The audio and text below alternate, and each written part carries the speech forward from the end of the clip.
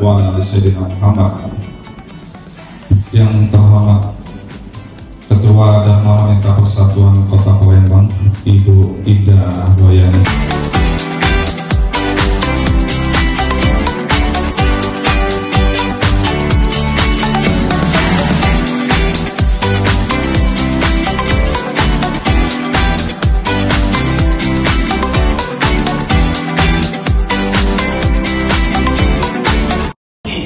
Maka Nabi sampaikan, dzalika yaumul wulidtu, pada hari itu aku dilahirkan.